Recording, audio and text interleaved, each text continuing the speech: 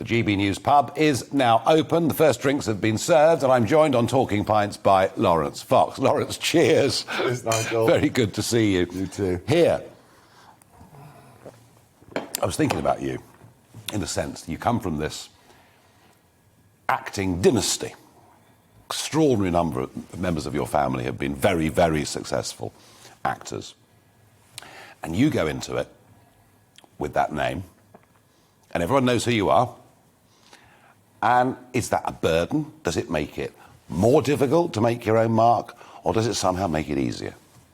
It was weird because when I was at drama school, there was a guy called Nick Kempsey. Sorry, Nick, I just mentioned you. But anyway, he was a Bricky's son from Liverpool. And he was like, good on you, mate. I love it, no problem. And then there was a middle-class girl from Putney who would go, you're only here because of your father. And I was like... They're the ones that still hate you. Yeah, they still hate me. So I was like, I've got more in common with Nick Kempsey from Liverpool than I do with dear Annabelle from Putney. And you had a successful career. You're famous, of course. You know, you did year after year after year, didn't you, in Lewis, which was massively successful and big audiences. And was that fun to do? Well, it's great, because I also... Kev Waitley is proper old lefty. Yeah, I know he is. We used to, like, Barney all day about everything. But it was permissible in the day. We were allowed to argue, and everyone argued about everything, and it was great. And then it suddenly just went... in show business, and it was like, no, there's one narrative and you must subscribe to that narrative. And I got to the point where I thought, I'm going to cancel myself, actually. I'm done with this. When did all this start, in your view? When did the whole cancelling stuff really start to have an impact? I think I first noticed it in a friend who came out of Oxford in about 2010, and she had some very pronounced views on Israel and Palestine, and you know, I'm not particularly clued up on Israel and Palestine, other than to say it's not really my area. I'm not a foreign policy expert, but she was like, this is horrendous and you've got to get on my side. And I was like, no, I don't. I would like to make my own view. And then slowly you would go into Showbiz and you'd be sat there with actually my final job, I was hired in the room, and then they said they didn't give me the contract for 2 weeks, and they said, well, there's a diversity problem. So I had to wait, and then they said, we're going to have to hire an actor of colour to play opposite you. So you saw all of this coming into your acting profession? Yeah, and then what happens is that because you sort of, the grievance culture was so dreadful that she came up to me on the first day and she said, the only reason I've got this job is because of you. And I was like, well, that's not a good way to start, is it? You know, we're dealing with immutability, and it was really just sort of dreadful. What do you miss most about acting? I mean, what was your favourite? I mean, obviously Lewis is the thing you're most famous for, but what did you really enjoy most in acting? Gin and tonics on the roof once you've finished. That's a very good answer. Do you know what I mean? It's a very good answer. It's better because then everyone lets go and they talk. But, you know, even the stressed out people would talk and have fun. But, you know, after doing difficult scenes and things like that, it's always nice to come together and have dinner, and those were the fun times. I never enjoyed standing on set with some method actor who was going, just don't talk to me. I've got to prepare for my character. And I'm like, well, we've all got to be here watching you prepare for your character. Thanks very much. I bet you were difficult to work with. Well, no, it was really easy to work with. Yeah. I was just like, what are we doing? Are you happy? Let's get on with it. So you see in your professional career what's happening socially as the sort of culture wars, if we can call them that, start to kick off. And you're right. I mean, before 2010, there was political correctness, and there was... And words changed, words being acceptable one year and not the next, but kind of, that wasn't brand new. That's been happening probably... 40 years. You know, a long, long time. But it's a heck of a big change, isn't it? Oh, yeah. From appearing in Lewis. Oh, no. And you walk down the street and people say, oh, my God, that's Laurence Fox, and can we get a selfie, and can we have an autograph? And everyone likes you, because there's no reason not to like you, because they don't, you know... You're the character, and now you're leading a political party, and we'll come on to that and the journey. Do you regret what you've done? No, I don't, because I look at TV and I look at films. My kids often like, can we watch this film? And they'll show me it, and I'll go, I can't bear this. This is a moral lecture. It feels like a moral lecture, a lot of television.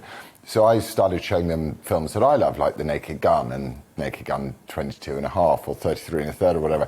And then we're belly laughing as a family. So it's modern drama is much more a moral lecture or a posturing of grievance culture, which is, I don't want to go, I'm the token white guy and you're the token black guy and this is about the Black Panthers. But you talk so much about this, and I remember your Question Time performance back in early 2020, sort of just before the pandemic really kicked off, and Meghan Markle was the centre of debate, and you had a furious row. I was watching it. It was great fun. I mean, I've appeared many times. Wasn't wrong either. But I was enjoying it. But you've made such a stand against Black Lives. I've done the same. You've made such a stand against Black Lives Matter and what they truly stand for and the real intentions of this. I mean, you go from being a popular actor to somebody that now openly gets called racist. How do you deal with that? Well, I think it's okay.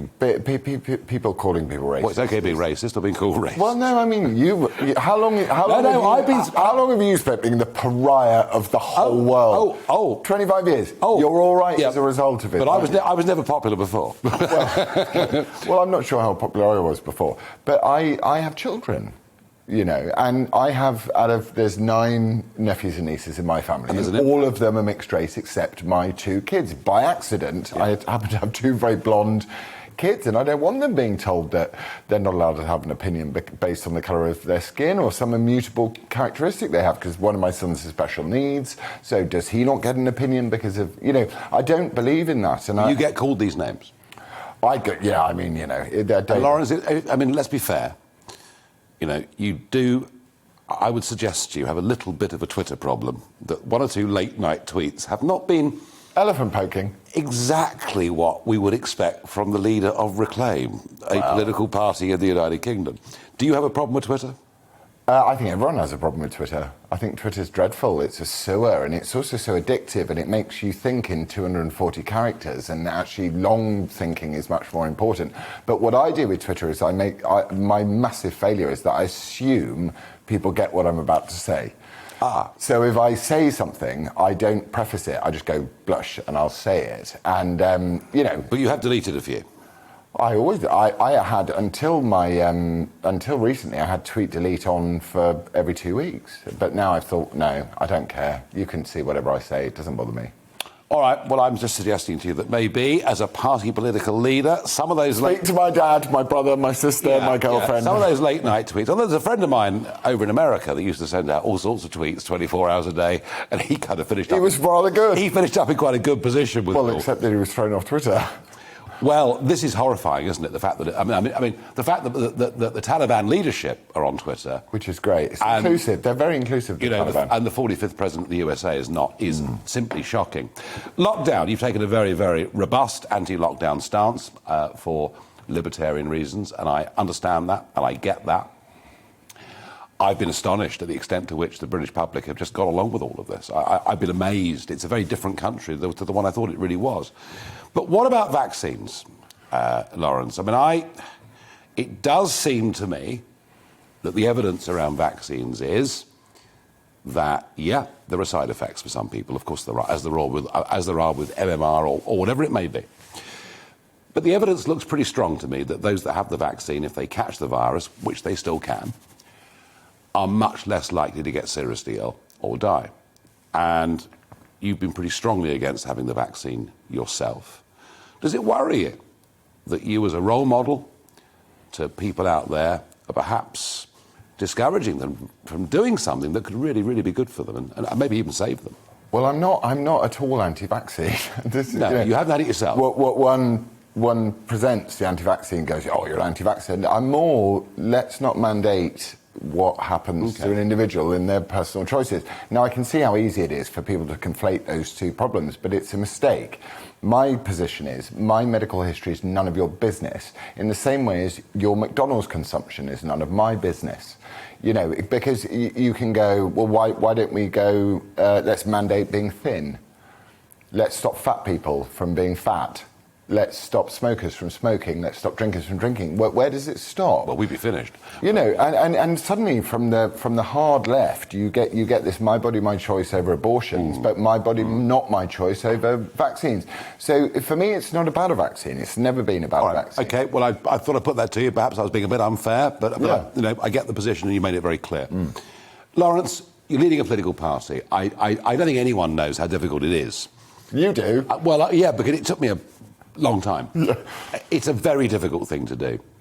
Do you think that Reclaim and the campaigns that you fight, and you fight them with great ardour, great passion, and you know, we've been at dinners when you've spoken, and I watch what you do, and I agree with a lot of what you have to say, and I genuinely do. Do you think in a sense that Reclaim may call itself a political party, but it's more like a pressure group, really? I've started to feel recently that we are in a post-political era, in a way, because you've got Boris sat there today going, we've got children getting medals for everything, and it's great. But at the same time, he won't answer whether a woman has a cervix or not. So you've got a political party. He's a massively inconsistent human being, morally inconsistent human being, which I find repellent, and I don't trust him. And then you've got Keir Starmer, who's just in the wrong job, but they're also saying the same thing. So I do think there is a place for a valid, reasoned and logical-based opposition. It's just very difficult to herd cats, as you know. I'm sure you've been through it. So, you know, Richard, I'm so happy to see Richard Tice doing so well. But at the same time, I'm like, Richard, none of this is going to make any difference at all to the electorate unless you, me, all of the smaller parties that have very strong voting bases get together and provide a valid opposition. That's my view. There you are. This man is going to attempt to reshape the entirety of British politics. That was Laurence Fox.